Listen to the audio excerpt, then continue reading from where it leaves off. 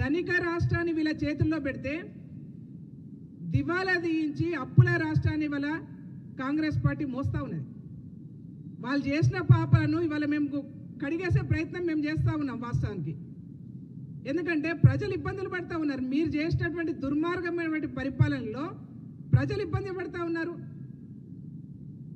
మీరు సంవత్సరం పరిపాలన మీద పొద్దున్న లేసి గగ్గోలు పెట్టి మాట్లాడుతూ ఉన్నారు కదా. 2 నాలుకల ధోరణి రేవంత్ రెడ్డి గారిది కాంగ్రెస్ పార్టీ దాన్ని మాట్లాడుతూ ఉన్నారు కదా. నేను మచ్చుకు మీ దగ్గర మీకు చూపించదలుచుకుంటే 100 ఉన్నాయి. కేసీఆర్ గారు మాట్లాడినటువంటి 2 నాలుకలు కాదు 22 నాలుకల్లాగా మాట్లాడిండు. అసలు ఆయన పొద్దునేం మాట్లాడతాడో, రాత్రి ఏం మాట్లాడతాడో, తెల్లారితే ఏం మాట్లాడతాడో ఎవరికి తెలియదు. నేను ఎక్కువ టైం తీసుకోను కానీ ఒక 2 విషయాలు మీ దృష్టికి తీసుకొస్తాను. కేసీఆర్ మాట్లాడినటువంటి విషయాలని కేజీ నుంచి పీజీ వరకు విద్యను అమలు చేస్తాం. నిరుద్యోగులందరికీ ఉద్యోగాలు ఇస్తాం.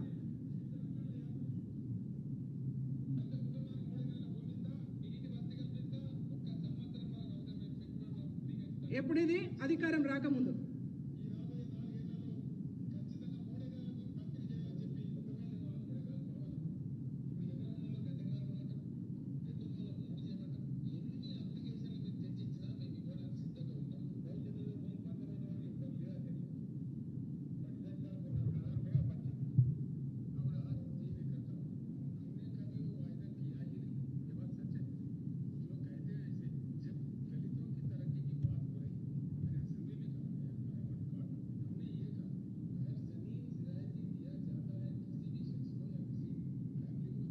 ఎకరాల భూమి అసెంబ్లీ సాక్షిగా దళితులకు 3 ఎకరాల భూమి ఇస్తా అని చెప్పేసి ఎప్పటి నుంచి ఆయన సీఎం కాక ముందు నుంచి మొదలు పెడితే 2021 వరకు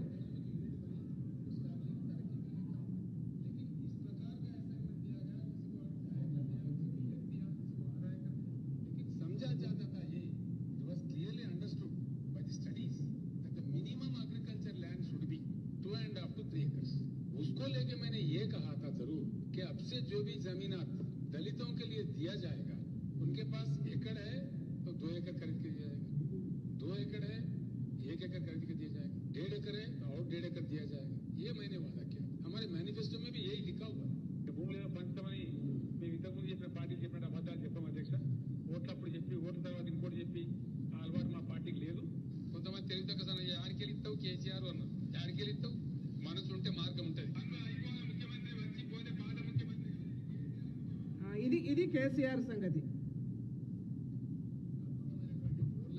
ఇది వరంగల్లో అవసరమైతే కొంత బిల్డింగ్ పడగొట్టైనా సరే, ల్యాండ్ అక్వైర్ చేసైనా సరే, టౌన్ లో ఇది చాలా ఫాస్ట్ గ్రోయింగ్ టౌన్, ఇది బాగా భవిష్యత్తు ఉండే టౌన్.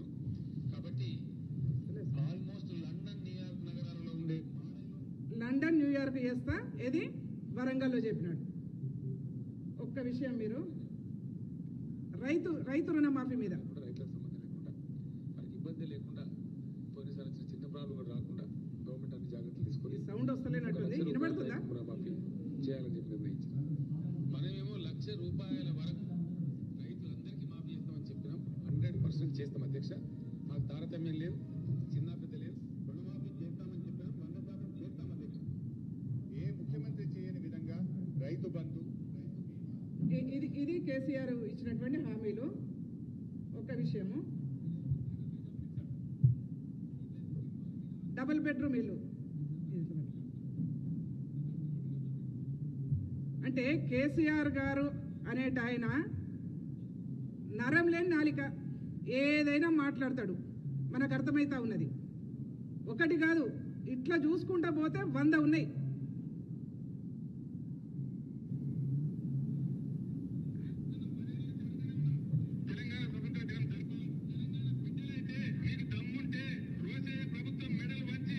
సెప్టెంబర్ 7 గురించి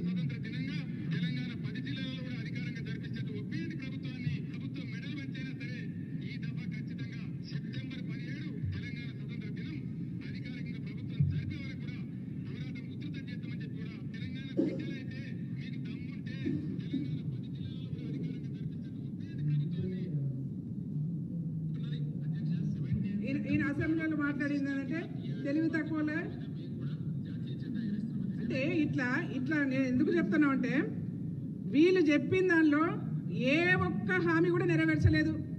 దళిత ముఖ్యమంత్రి అన్నావు, చేయలేదు నువ్వు. దళితులకు 3 ఎకరాల భూమి ఇస్తానని చెప్పినావు, చేయలేదు నువ్వు.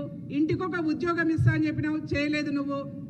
తెలంగాణ రాష్ట్రం కోసం 1200 మంది విద్యార్థులు అసువులు బాసి ఆత్మ బలిదానాలు చేస్తే అసెంబ్లీ సాక్షిగా 1200 మంది విద్యార్థుల యొక్క రుణం తీర్చుకుంటా అని చెప్పేసి వాళ్ళకి ఇంటికొక ఉద్యోగం ఇస్తా, డబుల్ బెడ్రూమ్ ఇల్లు ఇస్తా అని చెప్పేసి వాళ్ళ కుటుంబాలను ఆర్థికంగా ఆదుకుంటా అని చెప్పేసి వాళ్ళకు కూడా మొండి చేయి చూపించినావు.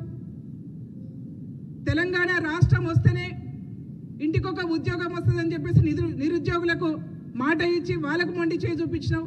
అసలు ఒక్కటా రెండా అది నీది నోరా తాటి మటనా? ఒక్క హామీ కూడా నెరవేర్చలేదు కదా. ఇవాళ మీరు మా మీద ఛార్జ్ షీట్లు వేస్తారు. దేనికి వేస్తారు హరీష్ రావు గారు మీరు మా మీద ఛార్జ్ షీట్లు? రైతులకు 2 లక్షల రుణమాఫీ చేసినందుక,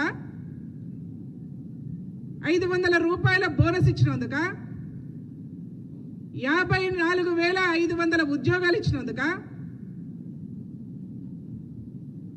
500 రూపాయలకు గ్యాస్ సిలిండర్ ఇచ్చినందుక, మహిళలకు ఫ్రీగా బస్సు సౌకర్యం కల్పించినందుకు